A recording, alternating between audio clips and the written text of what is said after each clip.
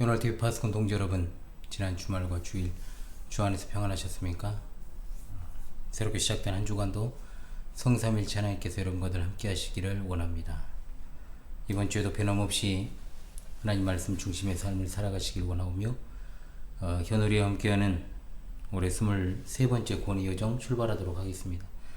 2025년 23주차 하나님의 말씀은 누가복음 5장 38절의 말씀이 되겠습니다. 함께 읽어봅시다. 새 포도주는 새 부대에 넣어야 할 것이니라. 누가복음 5장 38절 말씀. 아멘.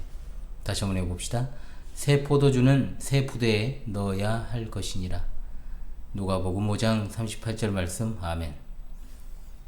제가 녹화를 토요일에 하는데 안에 이제 바닥 청소를 좀 했습니다. 성도님 오셔가지고 그래가지고 이제 바닥이 다 아직 마르기 전이고 좀 의자도 좀 정리가 안 돼 있어서 부득불 이번 주에는 주중 방송까지는 금요일 전 방송까지는 아마 여기서 찍은 걸로 여러분에게 나가게 될 것입니다. 그리고 다시 또 복귀해야죠. 오랜만에 또 여기서 하니까 또 느낌이 새로운데요. 뭐 라이브는 또 여기서 측면에서 벌어보고 있습니다만은 라이브도 웬만하면 이렇게 정면으로 마주보고 하는 방향으로 좀 해보려고 합니다. 누가복음 5장 33절로 39절의 말씀, 누가복음 5장 33절로 39절의 말씀을 제가 낭독하고 이번 주 말씀 해설을 진행합니다. 그들이 예수께 말하되 요한의 제자는 자주 금식하며 기도하고 바리새인의 제자들도 또한 그리하되 당신의 제자들은 먹고 마시나이다. 예수께서 그들에게 이르시되 혼인집 손님들이 신랑과 함께 있을 때 너희가 그 손님으로 금식하게 할 수 있느냐? 그러나 그날에 이르러 그들이 신랑을 빼앗기리니 그날에는 금식할 것이니라. 또 비유와 이르시되 새 옷에서 한 조각을 찢어 낡은 옷에 붙이는 자가 없나니 만일 그렇게 하면 새 옷을 찢을 뿐이요 또 새 옷에서 찢은 조각이 낡은 것에 어울리지 아니하리라. 새 포도주를 낡은 가죽 부대에 넣는 자가 없나니 만일 그렇게 하면 새 포도주가 부대를 터뜨려 포도주가 쏟아지고 부대도 못 쓰게 되리라. 새 포도주는 새 부대에 넣어야 할 것이니라. 묵은 포도주를 마시고 새 것을 원하는 자가 없나니 이는 묵은 것이 좋다 함이니라. 아멘. 또 예배당에서 하니까 좀 약간 울릴 수도 있겠습니다. 여러분 좀 양해를 구합니다. 오늘 본문은 우리 주 예수 그리스도께서 이제 1차 갈릴리에서의 공적 사역에 관한 말씀인 4장 14절에서 6장 49절의 말씀 연속 부분이 되겠습니다. 지난 시간 주께서 세리 레위를 제자로 부르신 사건 5장 27절에서 32절에 이어서 금식 문제로 예수님의 제자들을 비방하는 문제와 관련해서 주신 이 새 옷과 새 포도주의 비유가 기록되어 있습니다. 해당 본문은 마태복음 9장 14절로 17절 그리고 마가복음 2장 18절로 22절과 병행을 이루는 말씀입니다. 소위 금식 논쟁이라 불리는 부분이죠. 예수님 당시 유대 종교 지도자들은 조상 대대로의 전통에 강하게 매여있던 사람들로서 주님께서 오심으로 전개되는 새 언약시대, 그 신약시대에 가져야 될 사고를 하지 못하므로 눈앞에 계신 새 언약의 시혜자이신 예수 그리스도를 바르게 바라보지 못하고 금식 문제를 가지고 시비를 걸고 있습니다. 마가와 누가의 기록에는 나오지 않지만 마태복음에는 예수님의 지상 사역의 본질을 모르고 금식을 가지고 시비 거는 무리 중에 서기관과 바리새인 뿐만 아니라 세리 요한의 제자들도 있었습니다. 물론 그들은 종교 지도자들의 선동에 의해 그같이 행동했을 것이라고 생각해 볼 수 있습니다만 그들은 그렇게 함으로써 자신들의 경건함을 과시하고 반면에 예수님과 제자들이 무절제하고 향락적인 삶을 사는 것처럼 매도합니다. 이런 어떤 비난성 질문과 시비에 예수님께서는 직설적인 표현을 피하시고 혼인집 손님과 신랑의 비유 그리고 새 옷과 낡은 옷의 비유 새 포도주와 새 부대의 비유를 통해서 자신께서 메시아이시며 또한 메시아로서 새 시대를 여는 분으로 하나님 나라의 새 기준이 무엇인가를 가르치시고 아울러 오직 그리스도와 더불어 성도들이 누려야 될 기쁨의 삶이란 어떤 것인가에 대해서 역설하십니다. 이를 통해서 오늘날의 우리 광주 신실한 교회를 비롯한 우리 보편교회 파스콘 동지들께 주시는 주님의 메시지를 요약하자면 깨달아야 할 것 두 가지와 버려야 할 것 두 가지입니다. 아무쪼록 새 언약의 수혜자들로서 교회 주신 주님의 말씀을 깊이 있게 상고하고 적용하는 우리 파스콘 동지들이 될 수 있기를 바랍니다. 먼저는 깨달아야 할 두 가지를 상고합시다. 첫째, 금식의 진정한 의미가 무엇인가를 깨달아야 됩니다. 33절은 금식 논쟁이 세리 레위의 집에서 일어났다는 것을 보여주죠. 앞선 30절에서도 유대 종교 지도자들이 예수님께 대해서 강한 적대감을 드러낸 것처럼 본단락에서도 예수님께 대한 신랄한 비판이 이어집니다. 즉 예수님과 적대자들의 대치 상황이 점점 고조되는 거죠. 서두에 말씀드렸습니다만 본문과 마가복음에는 바리새인과 서기관들 뿐만 아니라 세례 요한의 제자들이 시비 건 것으로 나옵니다. 상호 모순이 아니에요. 예수님께 금식하지 않는다라고 비난한 당사자들 중에 바리새인, 서기관, 세례 요한의 제자들이 함께 있었다. 그만큼 요한의 제자들조차도 하나님의 작정과 구원의 섭리사의 주인공으로 오신 메시아의 사역을 이해하지 못했던 것입니다. 그들의 논쟁의 대상으로 삼은 것은 뭐냐? 바로 금식입니다. 그들은 일주일에 두 번, 즉 모세가 율법을 받으러 산에 올라간 것으로 여겨진 목요일과 산에서 내려온 것으로 여겨진 월요일, 정기적으로 금식을 했습니다. 이만큼 당시에 바리새인들과 요한의 제자들은 엄격한 금욕 생활의 일환으로 정기적 금식이 생활의 일부가 된 겁니다. 그러나 율법은 유대력으로 7월 10일 대속죄일에만 금식하라고 명하죠. 그러던 것이 바벨론 포로 이후 1년에 4번이나 금식하는 날이 생겼고 그 후에 유대 종교 지도자들은 계속해서 존경을 받고 기득권을 유지하기 위해 율법에서 정한 것보다 횟수를 늘려 금식하는 열심을 보인 겁니다. 이것이 굳어지게 되어서 예수님 당시에는 그야말로 금식 자체 행위가 중요한 것이 되어버렸어요. 이것은 순전히 인간적인 뜻 그리고 규칙 속에서 자신들의 힘으로 하는 것이었고 예수님께서 그토록 싫어하시는 외식, 즉 사람에게 보이기 위한 것이 되어버린 겁니다. 사실 평생 일주일에 이틀은 반드시 금식해야 한다면 우리 동지님들 어떨 것 같습니까? 쉽지 않은 일입니다. 겉으로 볼 때 이들의 금식 자체는 얼마나 경건한 것입니까? 하지만 이미 말씀을 드렸던 것처럼 그들의 금식은 외식이었고 하나님이 기뻐하시는 것이 아니었다라는 걸 알 수 있습니다. 금식의 진정한 의미를 알아야 됩니다. 유대인들을 제외하고 금식을 정말 많이 강조하는 나라가 어디냐? 놀랍게도 한국입니다. 대한민국이죠. 요즘도 그렇지만 요즘 덜합니다만 과거에는 목회자들이 일생에 그래도 40일 금식 기도를 해야 한다라는 그런 식의 어떤 생각들이 있었습니다. 성도들이 3일 금식하는 거 아무것도 아니었죠. 일주일 금식도 아주 빈번하게 했습니다. 왜 금식을 할까요? 인간에게 기본적인 욕구 가운데 하나가 식욕인데 식욕을 억제하기 어렵잖아요. 금식이라고 하는 것 자체는 이 식욕을 억제하는 것입니다. 그래서 식욕을 억제한다는 건 자신의 세속적인 욕망을 억누르고 오직 자기 마음을 하나님의 뜻에 맞춘다라는 의미가 들어있죠. 그러므로 참된 금식의 의미는 무엇이냐? 음식을 먹지 않는 그 행위 자체가 아니라 자신의 세속적인 욕망이나 육체의 정욕을 만족시키는 일에 몰두하려고 하는 모습들을 내리누르고 하나님의 뜻을 따라 살려는 행위, 가장 그걸 갖다가 가시적으로 보여줄 수 있는 것이 금식 아닙니까?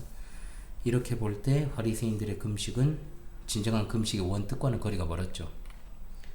이사야 58장 6절로 7절에 내가 기뻐하는 금식은 흉악의 결박을 풀어주며 멍에의 줄을 끌어주며 압제당하는 자를 자유하게 하며 모든 멍에를 끊는 것이 아니겠느냐. 또 줄인 자에게 내 양식을 나누어 주며 유리하는 빈민을 집에 들이며 헐벗은 자를 보면 입히며 또 내 고륙을 피하여 스스로 숨지 아니하는 것이 아니겠느냐라고 했습니다. 여기 나오는 것들은 사실 정의를 실현하는 것들입니다. 구제와 사랑의 정신이 들어있다는 거죠. 그런데 바리새인들은 구제와 사랑의 생활과는 거리가 먼 생활을 했습니다. 심지어 구제도 외식으로 했다는 것을 우리가 배웠잖아요. 그들은 도리어 과부의 가산을 착취하고 금식을 겸손히 하나님의 뜻을 따르려고 하는 것이 아니라 자기의 경건을 과시하기 위해서 사람들 앞에서 위선적으로 행동을 했죠. 그러므로 주님이 이런 어떤 바리새인들의 금식 행위와 관련해서 마태복음 6장 16절 말씀, 금식할 때 너희는 외식하는 자들과 같이 슬픈 기색을 보이지 말라. 그들은 금식하는 것을 사람에게 보이려고 얼굴을 흉하게 하느니라. 내가 진실로 너희에게 이르노니 그들은 자기 상을 이미 받았느니라고 하였습니다. 그러나 과연 이런 잘못된 금식의 패턴들이 당시 유대 종교 지도자들만의 문제였을까요? 한국 교회가 금식을 강조하는 좋은 전통이 있는 것은 사실입니다. 그러나 사실 그 면면을 들여다보면 왜 금식을 하는지 알 수 없는 모습들이 종종 발견됩니다. 목회자가 사역을 앞두고 40일 금식 기도하는 것, 그 자체가 정말로 하나님의 종으로 그분의 뜻을 평생 따르기 위해 자신을 철저하게 하나님 앞에 복종시키기 위해 하는 일이라면 할 수만 있다면 해야 되겠지만 40일 금식 기도하다 표현이 거칩니다만 진짜 병신된 사람 많습니다. 그리고 더 큰 문제, 마치 그것이 경건의 표식이라도 되는 것처럼 목사의 어떤 통과 의례라도 되는 것처럼 할 때가 많았고, 또 40일 금식 기도 몇 번 하면 신령한 사람이라도 되는 양, 그걸 갖다가 자기 과시의 수단으로 삼는 사람들도 있었다는 건 과거형으로 표현할게요. 그야말로 당시 종교 지도자들의 범주를 조금 더 넘어서지 못하는 외식적인 행태였다라고 볼 수밖에 없다는 겁니다. 또한 많은 이들이 금식의 진정한 의미, 즉 하나님의 뜻을 따르기 위해서 자신의 세속적 욕망을 내려놓는 것이 그 의미를 모르고 말도 안 되게 금식 자체를 자신의 욕망을 채우기 위한 수단으로 삼는 경우도 있습니다. 일이 안 풀리면 작정기도 하고, 더 안 풀리면 금식 작정기도 하고, 이것이 마치 절에 가서 3000배 하는 사람들, 과거 우리 조상들이 매일 새벽마다 정화수 떠놓고 비는 것들, 내 남편, 내 자식, 내 집 잘되게 해달라고 빈 것과 다를 것이 뭐가 있느냐는 거죠. 어떤 교회는 목회자 방침이 있잖아요. 고난주간에는 오전에 금식하고 또 미디어 금식하고 쇼핑 금식하는 것이 원칙이다. 이런 것들 갖다가 세워가지고 성도들의 신앙 양심의 자유를 침해하는 일도 종종 있습니다. 도대체 금식이라는 것이 무엇이건데 자신들의 목회 철학을 세우는 이벤트적 요소로 그런 일들을 한단 말입니까? 십자가를 지신 주님은 고난주간에만 묵상해야 되는 존재입니까? 고난주간에만 오전에 금식하고 TV 안 보고 스마트폰 안 쳐다보고 또 고난주간 끝나면 실컷 폭식하고 실컷 스마트폰과 TV에 흠뻑 젖으면 도대체 그것이 무슨 의미가 있단 말입니까? 작정 기도도 많이 하고 새벽 기도도 안 빠지고 금식도 자주 하면 좋은지 안 좋은지 모르겠지만 어찌되든 그 자체가 좋다고 칩시다.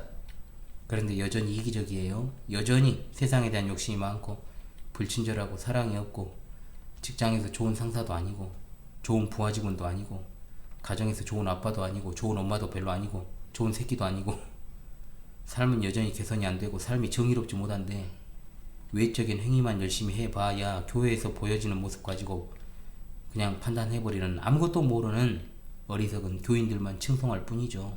하나님은 그런 모습을 가증스럽게 여기십니다. 진노하시죠? 뭐가 중요합니까? 실제적으로 금식을 해보면 아시겠습니다만은 금식을 제대로 하려면 진짜로 그래요. 작정하고 일상과 떨어져 있어야 됩니다. 일상생활을 하면서 금식을 하려면 이게 하나님의 뜻을 따르기 위해 하는 것인지 아니면 그냥 먹고 싶는 거 참는 나 자신과의 싸움을 하는 것인지 알 수가 없어요. 여러분의 고민합니다. 진짜 금식을 하고 싶으면 나의 세속적 욕망을 끊어내는 금식을 먼저 하십시오. 이기적인 생활을 좀 버리고 속물근성이 있다면 좀 버리고 욕심 버리고 사랑이 없는 생활 좀 버리고 남의 어떤 아픔에 공감하지 못하는 그런 모습 좀 버리고 은밀한 중에 보시는 하나님 앞에서 범죄하는 일 버리고 하나님 앞에서 늘 기도와 감사로 나아가는 것, 이게 중요하다는 거죠. 그것이 바로 하나님이 원하시는 금식의 뜻인 줄로 믿습니다. 둘째, 깨달아야 될 두 번째입니다. 성도의 기쁨의 근원이 무엇인지를 깨달아야 됩니다. 34절로 35절, 왜 당신의 제자들은 금식하지 않느냐라고 하는 바리새인들의 비판에 대해서 우리 주님께서 혼인집의 비유를 들어 교훈하신 말씀, 여기 나오는 혼인집 손님들이라는 표현을 직역하면 그 신랑 방의 아들들이란 뜻입니다. 히브리 풍습과 관련이 있죠. 결혼식에 초대받아 결혼식 준비를 책임지고 진행하는 신랑 친구들을 뜻합니다. 본문에서 신랑은 예수님을 신랑 방에, 예수님을 가리키고 신랑 방의 아들들은 바로 예수님의 제자들을 상징하죠.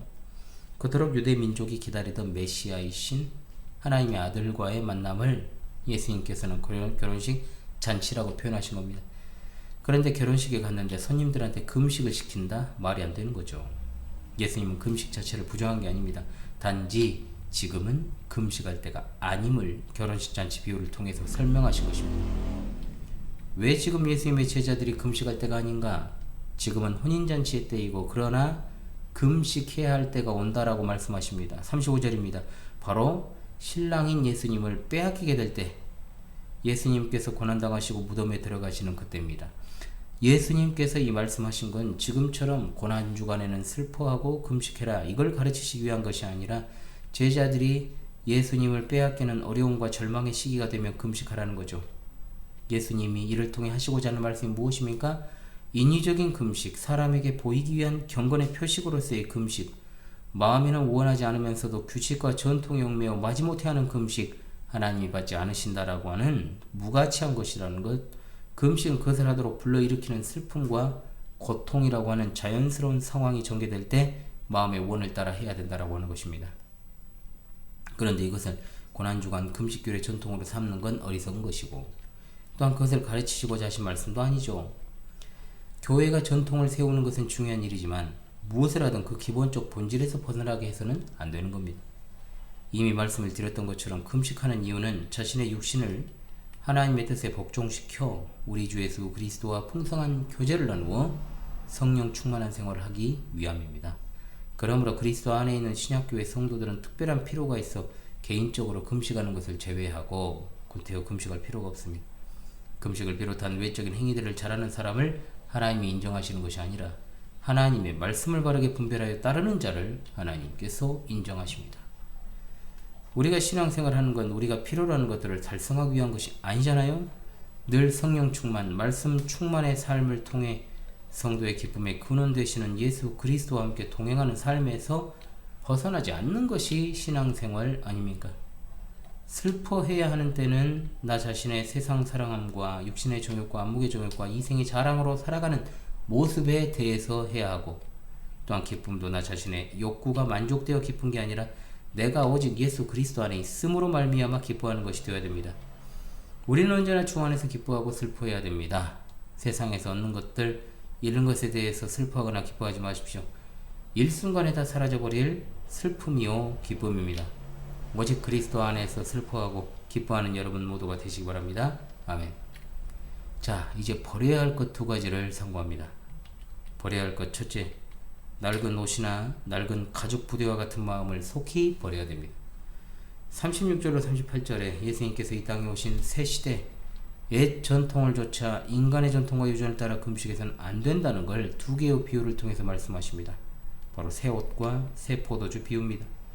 두 비유에서 새 옷에서 찢은 조각과 새 포도주는 모두가 다 예수님께서 오심으로 시작된 새 시대 복음 시대를 보여주고, 낡은 옷과 낡은 가죽 부대는 모두 일주일에 2번 정기 금식하는 것과 같은 유대인들의 고루한 전통과 유대 종교 지도자들의 가르침을 상징하는 겁니다. 본문에 어울리지 않는다고 했을 때의 어울리다라는 말은 함께 소리를 내는 것입니다. 화음을 이루다는 의미입니다.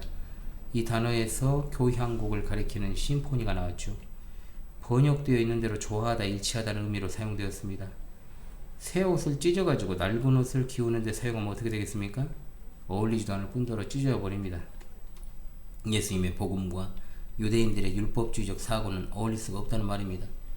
예수님께서는 과거의 가르침을 전부 폐기하신다거나 또는 과거의 가르침에 단순하게 무엇인가를 보태는 것이 아니라 과거의 가르침의 근본 정신이 무엇인지를 밝히시고 이를 형식적으로 준수하는 게 아니라 삶을 역동적으로 변화시킴으로 온전하게 완성하신 것입니다.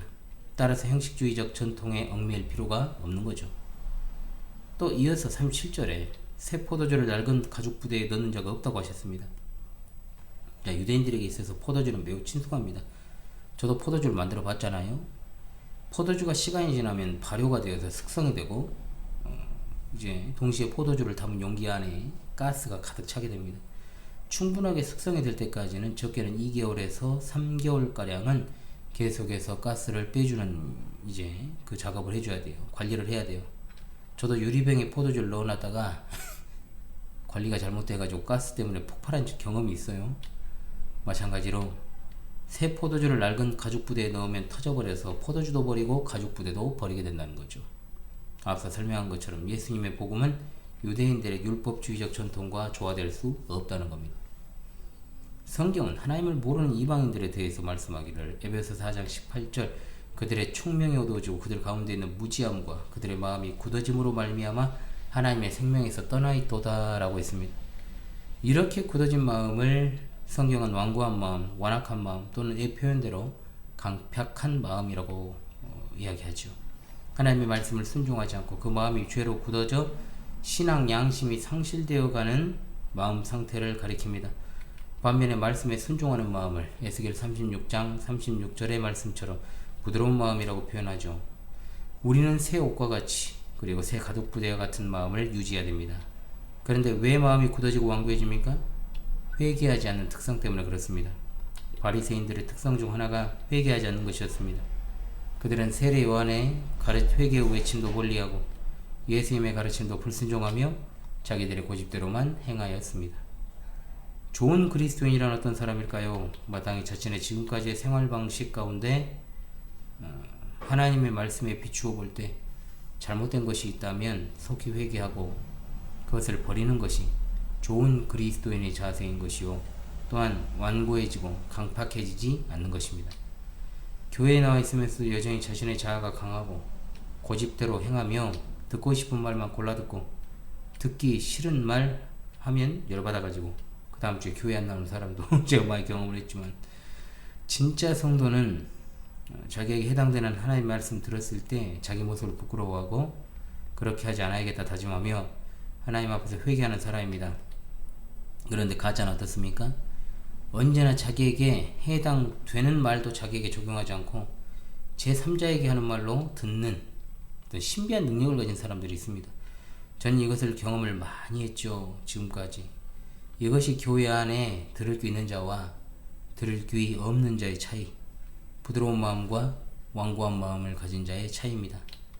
주께 사랑하신 파송 동지 여러분, 우리 주님 오실 때까지 교회 안에 언제나 알곡과 쭉정이가 섞여 있어요.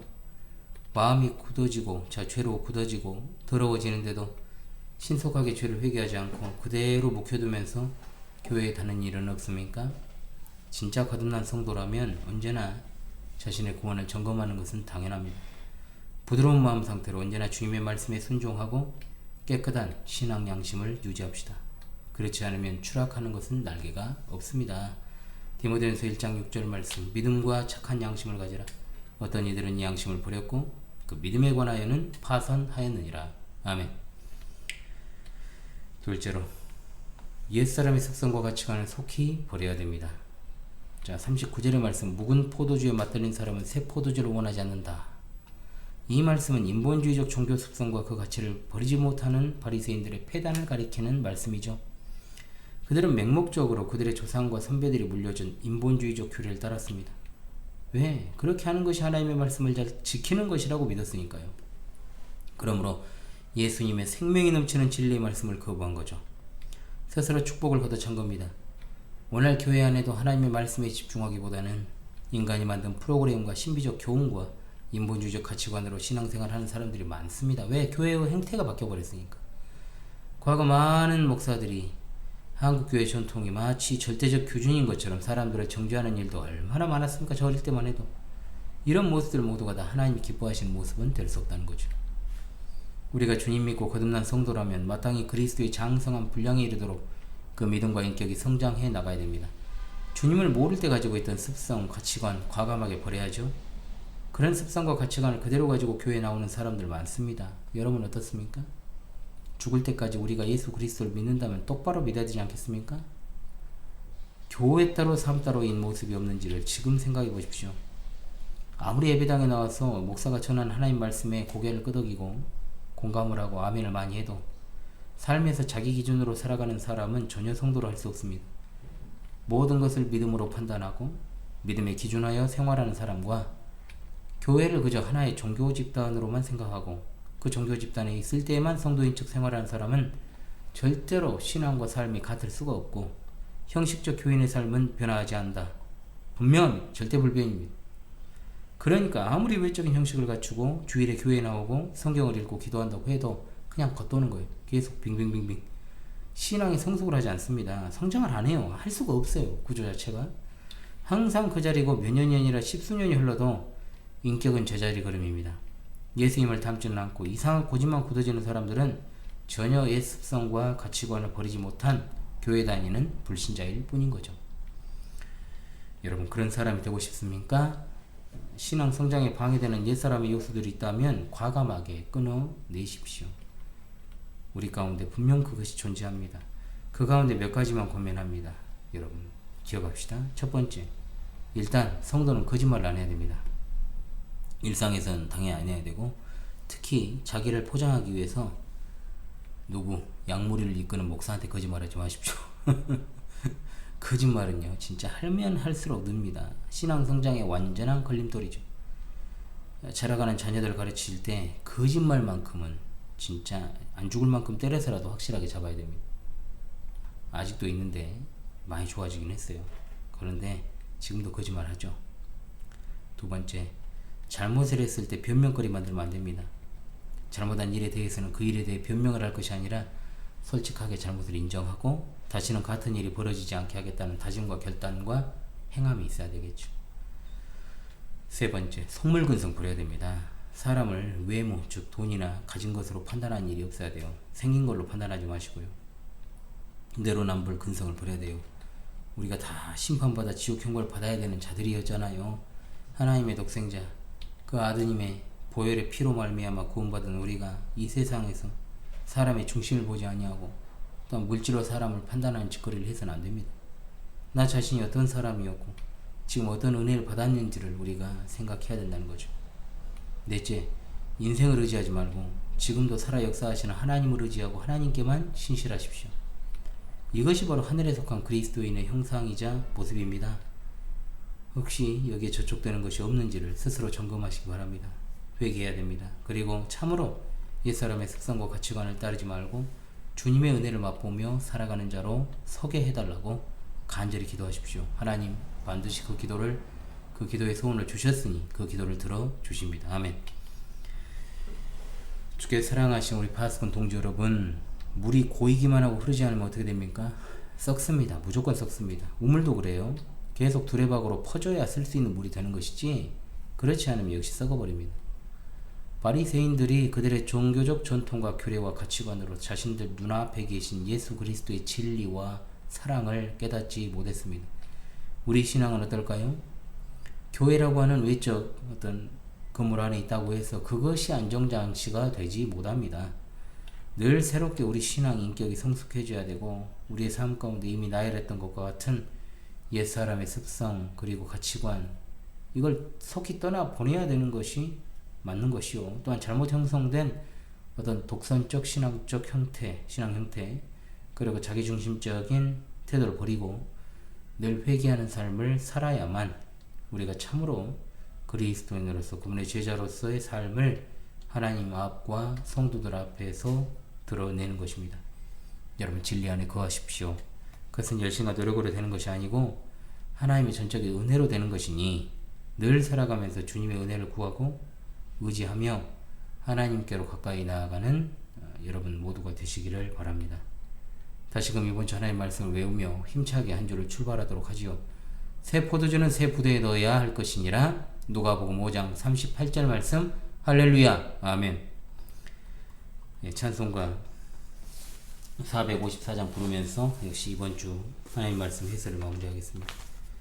찬송가 454장 부르며 이번 주 말씀 해설을 마무리합니다. 주와 같이 되기를 내가 항상 원하니 온유하고 겸손한 주의 마음 주소서. 세상에서 우리가 나그네로 있을 때 주의 형상 닮아서 살아가게 하소서.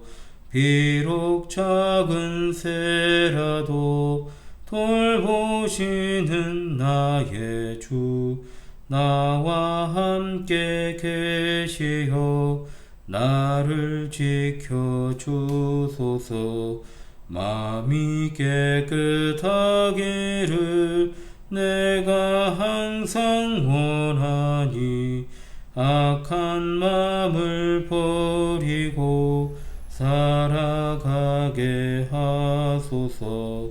주와 같이 되기를 내가 항상 원하니 주님 뜻을 따라서 살아가게 하소서. 주 은혜로 거듭나 말씀 위에 굳게 서 영원 무궁하도록 주와 함께 살리라.